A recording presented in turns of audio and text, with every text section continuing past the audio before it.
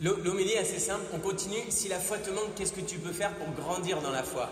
Aujourd'hui, on va voir que si la foi te manque, la première chose à faire, c'est de lire Moïse et les prophètes, comme disait Abraham. Il y en a qui disent, moi je crois en Dieu, mais la résurrection c'est difficile. Hein, mais est-ce que tu as lu Moïse et les prophètes? Vous voyez, enfin c'est pas compliqué en fait, il suffit de le lire. Mais on le fait pas trop.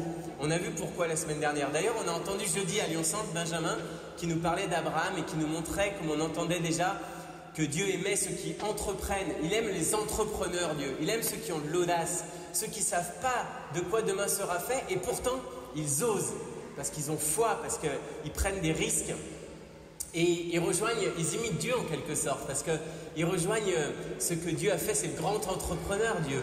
C'est lui qui a entrepris de créer le monde. Donc c'est le premier de tous les entrepreneurs. Après, il y en a qui entreprennent de fonder une famille, de renouveler des relations, de demander pardon, de créer une entreprise. Il y a plein de gens qui entreprennent tous les jours, mais quand ils entreprennent avec foi, c'est la joie de Dieu, parce qu'ils font ce que Dieu fait.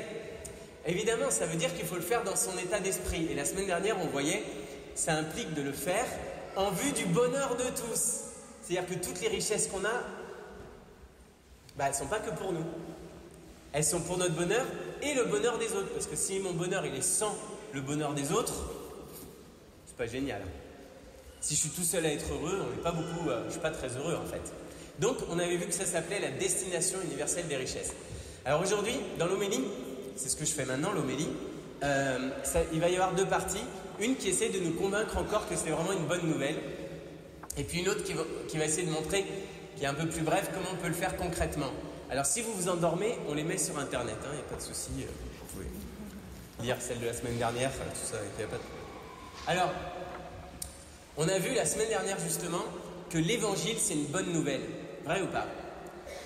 Et on voyait que c'était vraiment une bonne nouvelle pour nous dans la mesure où, on la lisait.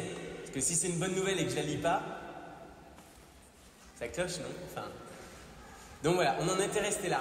Et on voyait déjà la semaine dernière que c'est difficile de comprendre l'évangile si on ne le prend pas comme une bonne nouvelle. Alors bon, je ne vous refais pas l'homélie de la semaine dernière, mais par exemple là, on voit avec l'histoire du riche, du pauvre, tout ça, il y en a qui se disent ah mais je comprends rien, pourquoi Dieu n'aime pas les riches, qui sera condamné à l'enfer, est-ce qu'il faut souffrir sur terre pour être heureux au ciel? Alors toutes ces questions, elles ne viennent pas de notre foi, elles viennent de nos peurs. Donc vous avez le choix, soit vous suivez vos peurs, vous continuez tout seul, parce que moi je préfère suivre Jésus. Là. Et soit vous voulez dire, dans la bonne nouvelle, il y a une bonne nouvelle, dans l'évangile, il y a une bonne nouvelle, et on va regarder ensemble où est la bonne nouvelle. Et je vous promets, c'est un truc pour lire l'évangile. À chaque fois que vous lisez un passage, vous dites, elle est cachée où la bonne nouvelle? Essayez, vous verrez que ça marche. Alors, des choses toutes simples. Quand on lit l'évangile de ce jour, donc vous avez la référence sur vos petites feuilles qu'on vous a donné à l'entrée. C'est toujours le chapitre 16, en fait, on continue. On voit que tout le monde est triste. Vous avez remarqué ça ou pas? Regardez, versets 20 et 21. Le pauvre, alors lui, il n'arrive pas à manger, il a plein de plaies, et finalement c'est les chiens qui viennent le lécher, quoi. Il est heureux, il n'est pas heureux. Il n'est pas heureux. Et le riche? Il y avait un homme riche qui portait des vêtements de luxe, faisait des festins somptueux, il meurt, on l'enterre, et au séjour des morts, il est en proie à la torture. Il est heureux ou il est malheureux? Il est malheureux. Tout le monde est malheureux dans cette histoire. Et vous voyez, c'est bien la difficulté pour nous, c'est qu'on ne vient pas opposer les riches et les pauvres dans cet évangile. On vient opposer les malheureux et les heureux. Et Jésus, il veut te faire de nous des gens heureux. Alors, évitez d'être riche comme le riche ou d'être pauvre comme le pauvre, autant que vous pouvez. Et il y a moyen de vivre autrement. En fait, on est invité à ne pas attendre d'être au ciel pour être heureux. Et c'est ça la bonne nouvelle du jour. C'est pas mal, non, qu'on commence à être heureux déjà maintenant. Qu'on ne soit pas obligé d'attendre d'être mort pour connaître le bonheur du ciel. Non, on peut commencer maintenant, parce que le riche, il découvre dans cet évangile que s'il met sa richesse, que ce soit une richesse spirituelle, de relations, psychologiques, financières, s'il la met au service des autres, il va être heureux. Ce qu'il ne faisait pas celui-là. Et inversement, si le pauvre, il s'abandonne vraiment à Dieu, alors il sait que Dieu n'abandonne personne. Et même si les disciples sur qui Dieu compte défaillent. Donc il y a aussi une bonne nouvelle pour le pauvre ici, c'est que Dieu ne le lâche jamais. Alors vous voyez, quand on a les yeux rivés sur le ciel, et le bonheur qui nous est promis, eh bien ça va changer nos comportements, vrai ou pas? Parce que si je suis dans la misère, je vais m'accrocher à l'espérance et je vais aller voir mes frères et les disciples du Seigneur et je vais rien lâcher. Et si je suis riche, waouh, je vais être, grâce à moi, je vais rendre les gens heureux, quoi. Grâce à Dieu, bien sûr. Alors, après, il y a une étape supplémentaire et l'Église, elle nous dit, entre les riches et les pauvres, en fait, c'est plutôt les riches qui doivent aider les pauvres, non? Enfin, c'est plus logique, non? Plutôt les riches qui doivent aider les pauvres. Donc du coup, on est invité à préférer d'aider les pauvres que les riches. Enfin, jusque-là, vous me suivez, je pense, non? Dans l'Église, on appelle ça l'option préférentielle pour les pauvres. Ça veut dire, on va toujours essayer de privilégier les pauvres parce que justement, ils sont pauvres. Ça se tient quand même. Ça se tient, mais pourtant, ça énerve un peu, non? Ça vous énerve pas quand je dis ça? D'habitude, ça énerve les gens. Parce qu'on se dit, je sais pas, mais de toute façon, des pauvres, il y en aura toujours. La pauvreté, on la résoudra jamais. De toute façon, voilà, quoi qu'il se passe. En plus, les pauvres, ils sont pas toujours sympas. En fait. Je sais pas si vous avez déjà aidé des gens pauvres. Des fois, c'est vraiment galère.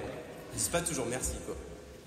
Et en fait, nous, c'est pour ça que ça nous embête, cette option préférentielle pour les pauvres. Comment ça, je dois préférer les pauvres? Et en plus, ils nous prennent notre argent, ça se trouve, on sait pas. Enfin bon, on a toujours des arguments comme ça, un peu bizarres. Pourquoi bizarre?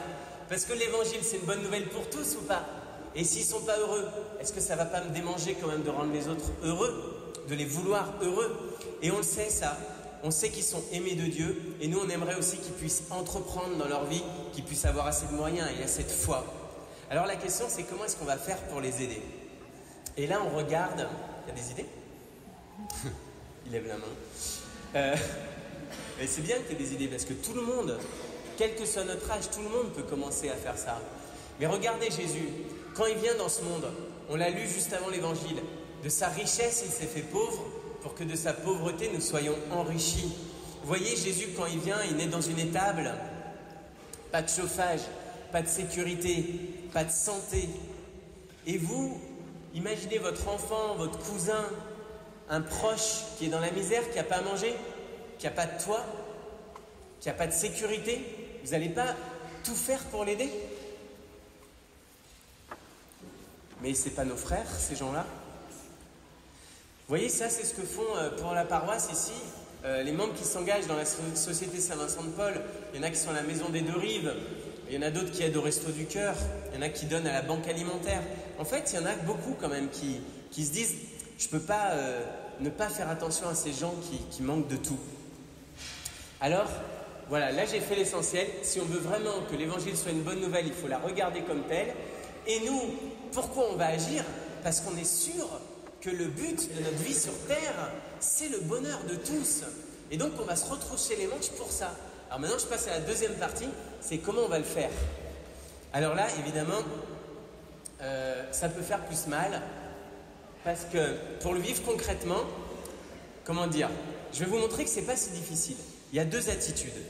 La première, c'est de croire fermement, hein, vous me suivez là? De croire de tout votre cœur que Dieu aime chacun, que Dieu a voulu la vie et le bonheur de chacun. Que tout le monde, tout homme a été créé à l'image de Dieu. Vous le croyez ça ou pas? Vous voyez, c'est très lié à notre foi, c'est pour ça que j'insiste, vous le croyez ou pas? Parce que si vous croyez que chaque homme est né à l'image de Dieu, vous allez vouloir qu'il ressemble à l'image de Dieu et l'aider à ça. Donc vous allez le regarder comme un frère. Et la deuxième attitude, c'est de s'engager pour que justement, il y ait vraiment quelque chose qui change dans notre société. Alors ici, il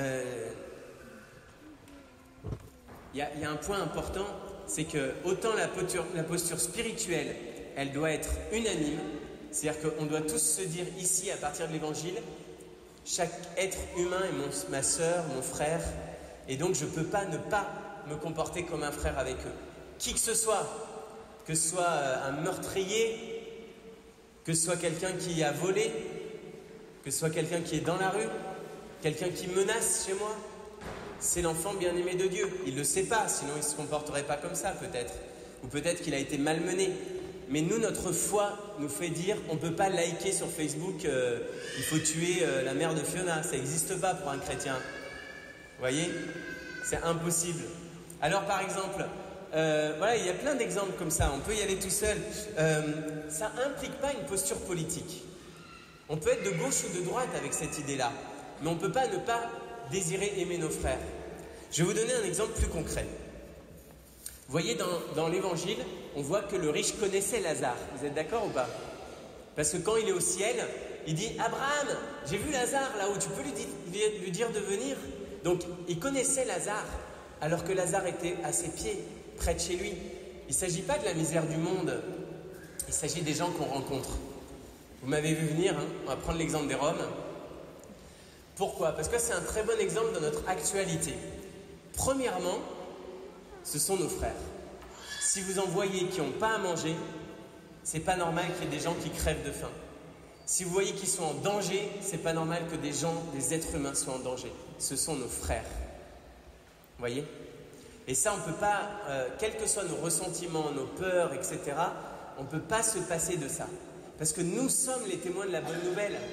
Et on ne va pas choisir pour qui. Vous voyez? Et les pauvres aujourd'hui dans notre quartier, vous savez où ils sont. Après, vous allez me dire, oui, mais qu'est-ce qu'il faut voter alors? Eh bien, ça n'a rien à voir. Entre guillemets, ça n'a rien à voir. Parce que, est-ce qu'il faut que la solution soit internationale, européenne, nationale? Est-ce qu'il faut les sanctionner? Est-ce qu'il faut plus de fermeté aux frontières? Est-ce qu'il faut accueillir tout le monde inconsidérément? Chacun a son opinion politique. Chacun choisit ce qu'il veut. Vous voyez? Mais personne ne peut se passer de les aimer comme des frères. Vous voyez la différence entre la foi et la politique ici? J'espère que c'est clair comme ça. C'est très important pour nous parce que si Dieu nous met sur cette terre, c'est pour qu'on vive heureux ensemble, tous ensemble. Et on n'aura pas tous les moyens politiques, nous, mais on aura toujours la capacité de sourire, de dire un bonjour, de donner un morceau de pain. On aura en nous, il faut qu'on sache ça, il faut que ce soit dans notre cœur. Dieu, il compte sur nous pour que la bonne nouvelle soit vécue. Alors, c'est quoi la solution? De ne pas attendre le ciel pour faire du bonheur sur cette terre. Comment être motivé? Ils ont Moïse et les prophètes. Allez, et si on lisait l'Évangile cette semaine?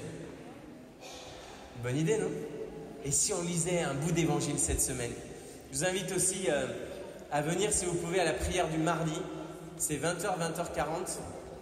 Et pendant cette prière, on essaie de confier à Dieu tout ce qui se passe dans cette paroisse, les situations de notre quartier. Pourquoi? Parce qu'on fait l'œuvre de Dieu et pas notre business ici. Vous voyez? On ne cherche pas à faire grandir l'église Sainte-Blandine. On cherche que les gens ici, ils servent l'œuvre de Dieu, soient vraiment témoins de la bonne nouvelle.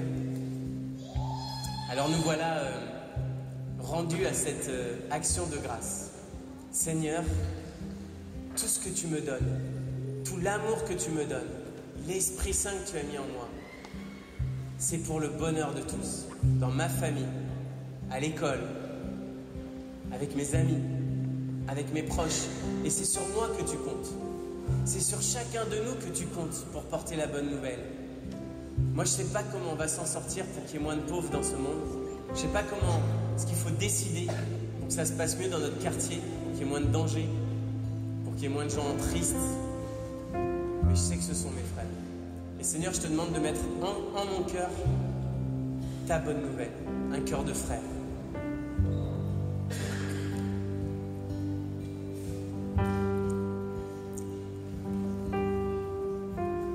Seigneur Jésus, c'est toi-même la bonne nouvelle. C'est toi-même qui ouvre les yeux des riches comme des pauvres, car ils sont tous tes frères, les enfants bien-aimés du Père. Que l'Esprit Saint nous donne cette grâce de ne jamais douter de ta bienveillance envers nous. Que l'Esprit Saint nous permette de te faire confiance au point que nous puissions avoir le souci des autres, en particulier de ceux qui sont dans la misère, abattus, malheureux, pour que la bonne nouvelle soit vraiment connue et vécue.